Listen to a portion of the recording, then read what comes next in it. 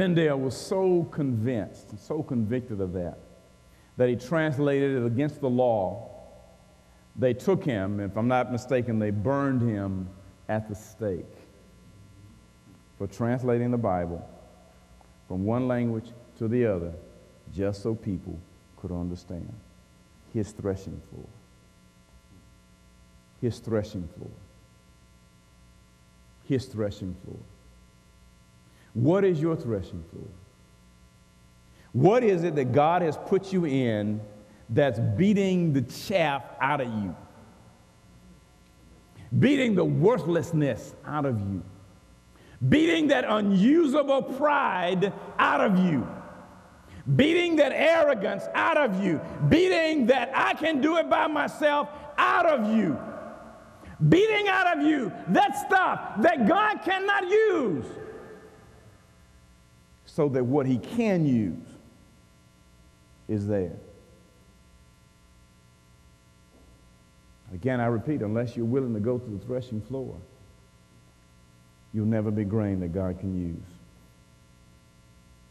Last point in the process. It's a process of what they call winnowing, and that is a separation, the ultimate separation of the chaff from the wheat. And what they would do in winnowing is that they would take both the grain and the wheat, because they were both on the threshing floor being ground out by a rock or animals, or they took rods, or sometimes they did other things to beat the chaff and the wheat apart. And then they would take it and throw it up to the wind. And the wind would take the chaff and blow it away. But the wheat would fall back to the ground. And after they did that several times and just letting the wind blow away the chaff, and let me tell you something, the winds of adversity will always blow away the chaff. You want to find out who your friends are? Let the wind of adversity blow in your life, and then you will find out where your friends are and where they're not. Because adversity will always blow away the chaff in your life. The things that will not stand in your life will always be blown away when you're in a difficult time, when you're in a difficult circumstance in life. The things that seem so important are not important at all. When you're in a tough time, really it's not going to matter whether you look cute or not. When you're in a really tough time, it doesn't matter whose name is in the back of your clothes.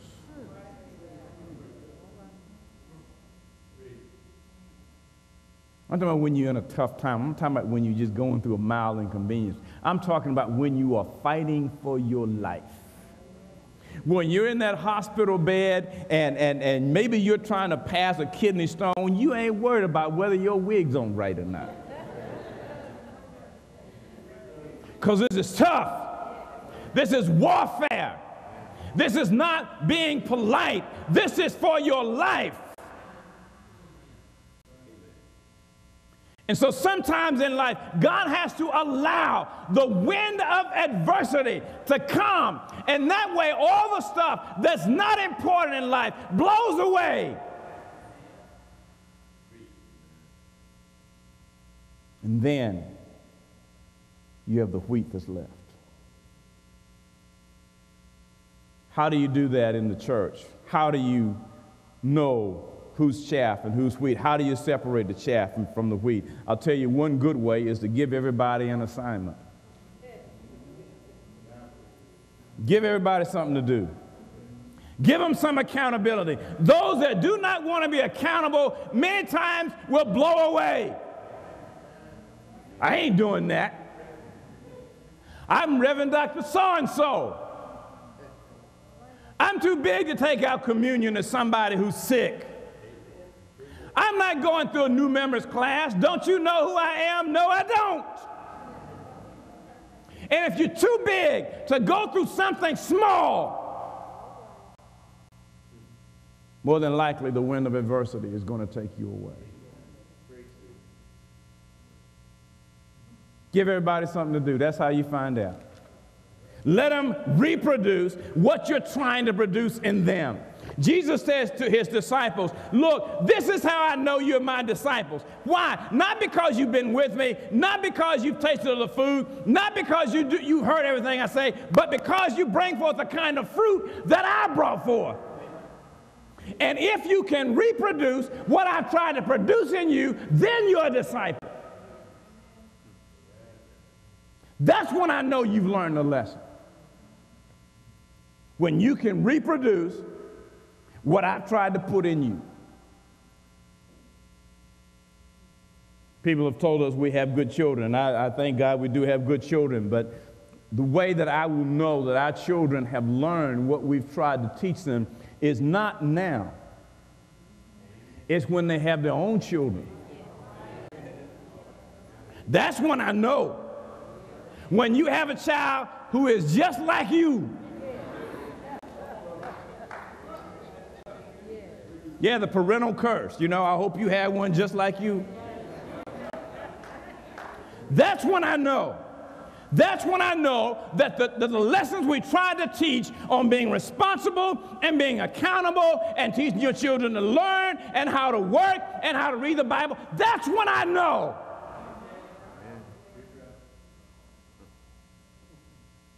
God says to all of us, how do I know that you've learned the lessons that I've tried to teach you? When you can take what I have put in you and you can put it out and cause it to reproduce.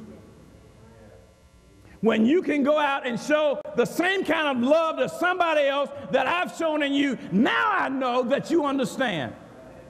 When you can be as patient with somebody else as I have been to you, now I know you understand. When you can be as forgiving as I have been to you, now I know you understand.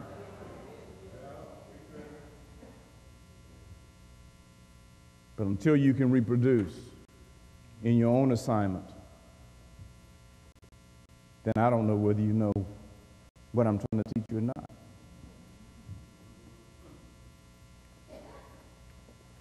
In class when I was younger, many of you understand a concept called comprehensives. They teach you concepts all through the year. And then at the end of the year, they would give you a project where you had to put all the concepts together. And you may have made 100 on all the written exams, but now it is time to take what you know and to apply it to something. And in some of the classes I've had, you may have made 100 on all the other quizzes and tests, but the comprehensive is 70% of your grade. So even though you may have made 100 on all of their tests, if you cannot apply it, they say you don't yet know it. Because the knowing is the ability to apply what I taught you. God says to us, when you can bring forth a harvest the same way I brought forth a harvest, then I'll know that you have learned the lessons, you've gone through the skills, you've gone through the tests, you've gone through the workbook, you've gone through the practices, you've gone through everything that you're supposed to go through, and now I know that you have learned what I've set for you to learn. Why is there no harvest? Because we're ill-equipped. We don't know how to make disciples. We don't know how to bring people in and set before them standards. We think that if we just bring people in and just let them do whatever they want to, that they'll be happy. No, research shows, and I didn't get a chance to go back, and I do have it on my iPad, and I was going to bring it up today, but I don't have it out of time. But research shows that the more conservative, the greater demands that are placed on people, the higher the commitment level.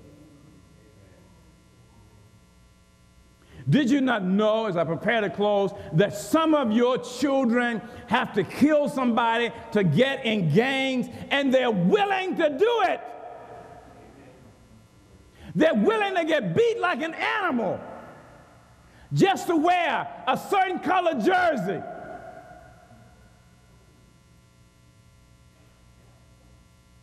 Because the higher the cost for many things, the greater the level of commitment and the greater the appreciation. How does that relate to harvesting? We have to understand that the price of harvesting is high. Winning a soul, making a disciple, it takes a commitment.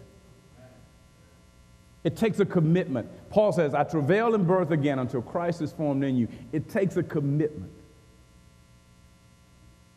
But if we're not willing to commit, then it's difficult to have a harvest, because getting a crop takes tremendous time. Let's pray.